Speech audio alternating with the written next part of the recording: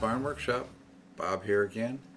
I just wanted to send out this little message to let you know that I've got some videos coming out very soon working on the 67 Mustang convertible.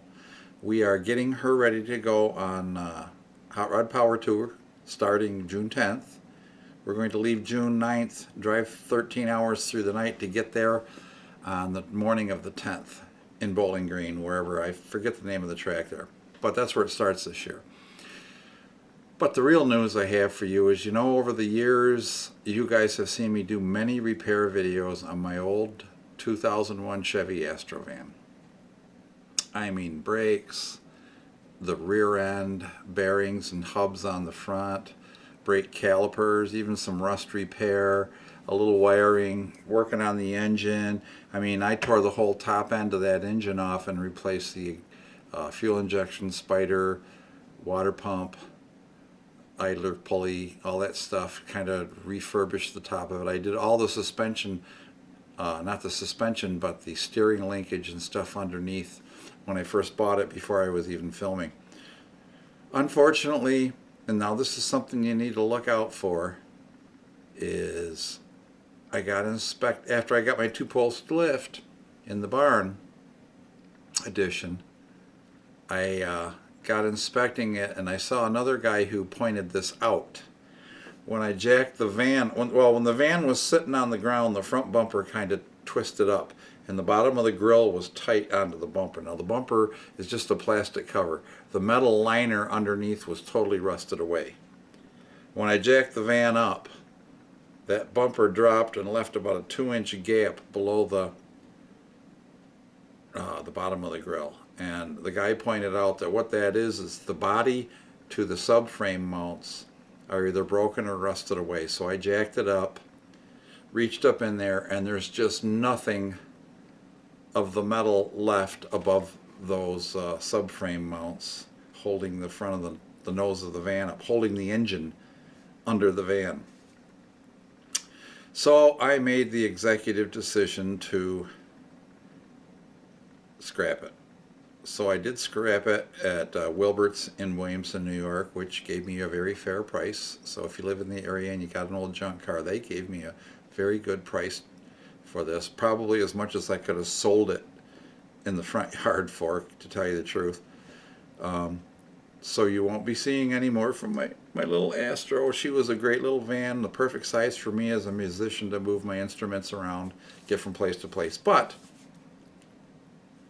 we had already decided that we were going to buy a new van, so we ended up buying a low roof ProMaster, just a couple of years old. So now I've got that, and hopefully I won't be doing any work on it other than maybe interior work. I want to build what they call a garage in the back of it, which is a box which you store stuff underneath, and the top of it can slide out and make a platform for your bed. And that would probably be in the van almost permanently, because I got plenty of room in this ProMaster for all my gear and anything I might want to move.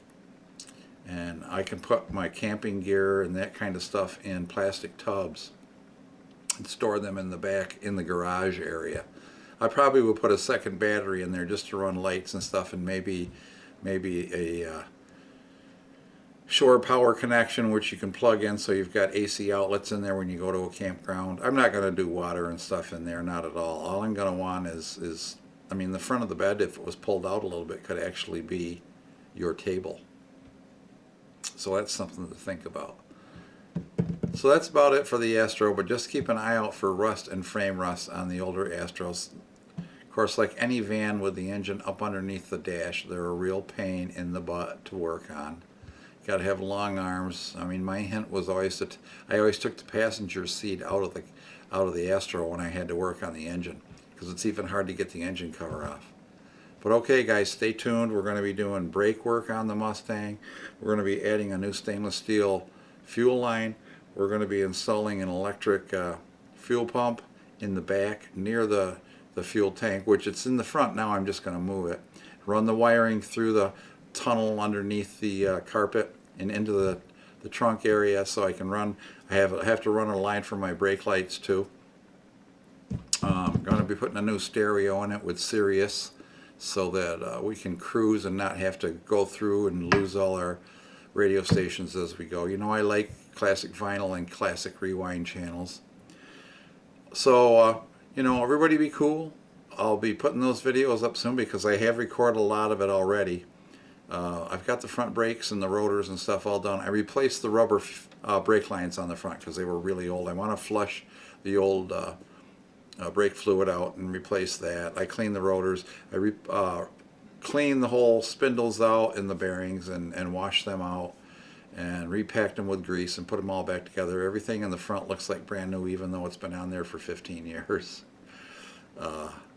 We redid that car back in the summers of 2004 and 2005.